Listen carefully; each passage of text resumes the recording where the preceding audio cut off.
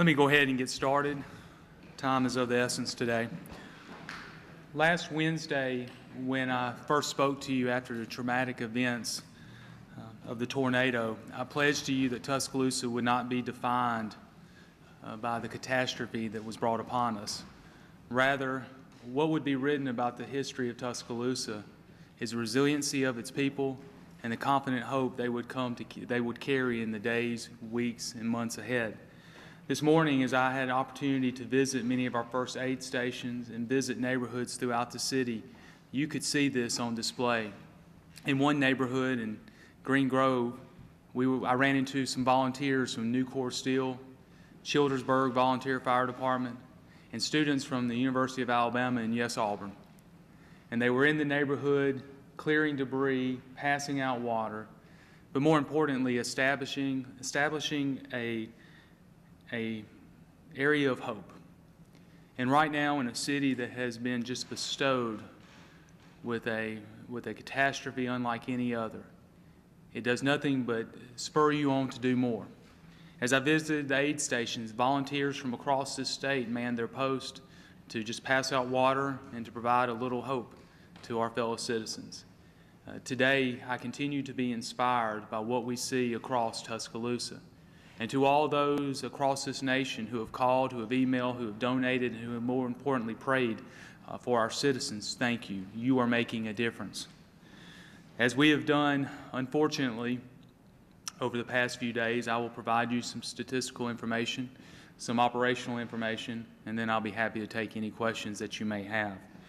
We continue to hold at 39 fatality and 1,000 plus injuries. At this point, I don't expect that injury number to change as we go any further. I have to report a number that continues to amaze all of us in a way that's not so pleasant. We have 458 confirmed missing with no duplications. In the past 4 days, we have cleared 425 missing persons, but still have 458 remaining. It appears as soon as we clear, we have one remain. Through our Seek and Find website off Tuscaloosa.com and the hotline number we established, yesterday we received 123 reports of those missing. That 123 is included in the 458 that I've given you. At this point, we are doing everything within our power to facilitate search and rescue missions. We are also calling in additional assets from other municipalities, and we are looking towards other agencies as well. I don't have a clear answer of what will be the eventual outcome of the number of missing. If you've seen the debris fields and you've seen the tragedy, my heart tells me that we will have many more fatalities. But we do not have a clear answer for you, and as soon as we do, we will indeed forward that along. Our volunteer services continue to be outstanding. Our aid stations continue to do an excellent job of providing comfort to those that are in need. If you're interested, please call 248-5045. This morning, we had hundreds of contractors and individuals show up to do debris removal on private property. I saw many of them in action this morning, and it was extremely impressive. If you are interested in doing that, please contact 248-4500 or come to TDOT by 6:45 in the morning, and we will get you assigned into an area that has been cleared by search and rescue and the power company. Garbage pickup continues, or garbage drop-off continues at the locations that I mentioned to you yesterday.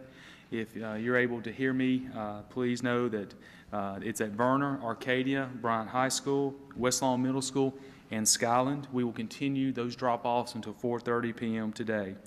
And if you're interested in making a donation to the Disaster Relief Fund here in Tuscaloosa, you can go to givetuscaloosa.com or contact 758-7588. I do want to report that FEMA continues to put assets on the ground to help our citizens. We have 4 community relations teams which are out in Tuscaloosa contacting those that have been impacted. They've also provided a mobile disaster relief center, which is making its way to the Leland Shopping Center, one of the hardest hit areas of Tuscaloosa. Hopefully in the coming days ahead, we will have established disaster recovery centers in several areas of Tuscaloosa. Lastly, before I take any of your questions, I want to thank members of the Tuscaloosa County Sheriff's Department. The county has been hard hit by this as well. The Sheriff's Office has done an amazing job. Judge McCollum and I talked several times a day. The county is facing a tragedy as well, and we lend our support to them. And also the city of Northport. We have been blessed to have the resources of the Northport Police Department, Fire Department, and Public Works, who have been a major, major asset during this very critical time. I'll be happy to answer any questions that you may have. Mayor, did you find that the FLIR system that you also do helicopters, has that had any kind of result, or are you finding? Now, the last report that I had on the FLIR system at 10 a.m. was that it had not provided any results. It's my understanding that tonight we're going to try it during the darkness, so maybe we'll get a better heat reading. Are they planning to deploy more cadaver dogs in the coming days, or are there 5 teams at this point? We are, I don't know about adding additional cadaver dogs. We are talking to a municipality. We're in the process now of seeing if we can assess their urban rescue team for additional assets. We've also been in meetings this morning with the Corps of Engineers, and they have expertise that they've used in places like Katrina to go out and see if we can utilize some of their assets as well. I think we're very close in making that happen. Two things. First, can you talk about the process of the areas these different teams or out on the ground in the FLIR will be going through to try to determine if someone is there? And secondly, when might you guys be able to release names of people that have been identified? I was going to do that at the end of the press conference, but we can go ahead and do that now. First, let me talk about how we go about search and rescue, and then we'll release the names. We do this in a grid pattern based off the reports that we receive. So when someone says Joe Smith is missing and this is the address, that's put into a database system, and then that is checked. Remember, we've cleared 425 names during the last 90 plus hours. So we're checking based on the information that we received, and then when we go in to do the search dogs, that's done in a grid pattern. So those are the two ways which we go in and do the search and rescue. The debris fields are massive. The destruction is catastrophic. This is going to be a very long, arduous, and painful process. In terms of the fatalities, Chief, if you want to go ahead and provide the fatalities. This is from both city and county. It's released. We have a county-wide authority, the homicide department, that handles this, and these are the names. I do want to share with you a map that shows where the fatalities were within the city. All of the fatalities that are marked up there are not, all the fatalities are not shown up there. I believe 6 of the fatalities, we do not have a location of where they were when the tornado struck. But it does give you a sense of the distribution during the storm.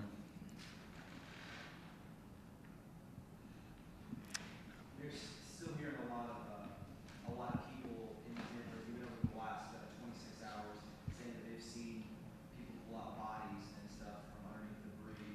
Yet the number still stays at 39.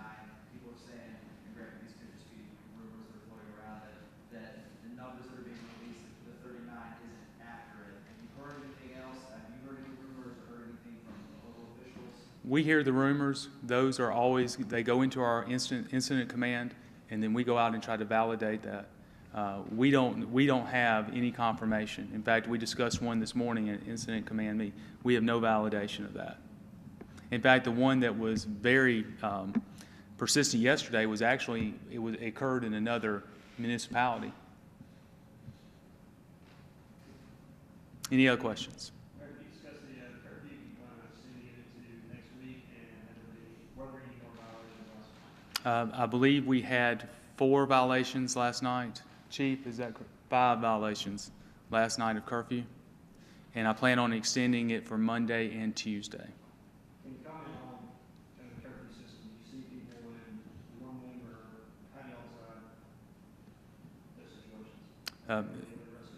That's the discretion of the police officer. What are those times on curfew for From Tuesday? 8 p.m. to 6 a.m. What is what do you think about that distribution? You see it up there. What do you think it says about the way this thing hurt the city, honestly? I think it's one of the worst things I've ever seen. And I believe it shows that in terms of, I guess, the statistical nature of the storm, it was indiscriminate of where it wreaked havoc. Mr. Mayor, can you just update us about the water situation and also when you see the boiling water? We had another good round of tests in the areas that are affected by the boiling water advisory. We're going to do another. We were doing another set of tests this morning. We'll have the results by this afternoon. At tomorrow's media update, I should be able to give you some indication. If it continues to hold up, I think we'll be able to lift it. Mayor, what's the situation, I guess, with housing right now? Are there any issues as far as people who have no place to go, or if they're not at a shelter, have they found a friend or family that are taking them to where they can? It appears that a large number of people who have been displaced by the storm have found refuge with friends and family within the city. Last night, the American Red Cross told me we had 270 within the Belk shelter, but they think that number may be higher of when the count was done, and that they know of 50 staying in another shelter. We're not getting any reports of someone can't find somewhere to go. Doesn't mean it hadn't happened, just we haven't received the report. A big issue as we transition as we begin to go into the next week is going to be ensuring that those that are homeless, those whose houses are severely damaged, that they're able to coordinate with FEMA. And I would encourage anyone that is in this situation or has a family member to contact 1-800-621-FEMA so we can get them in the FEMA system, and so that a FEMA representative can sit down and meet with them and give them some options. We have provided FEMA, I believe, 12 sites within the city of Tuscaloosa that could be potential for temporary housing. And so they have that. They're evaluating those sites, and they're going to work through the process. As I mentioned last night, FEMA will try to first find everyone who is without a home, available housing in the market. Then at that point, then they start looking for the temporary housing. You know your city better than anyone else. What would the housing situation be like for these people when you take out, the areas where they're either apartments or homes that were destroyed? Is there enough space left? I don't believe there's going to be. Now, hopefully there will be a great surprise for me at the end of the road. So I do imagine there's going to have to be some temporary housing set up, if not a lot. Any other questions? All right. Thank you very much. Have a good day.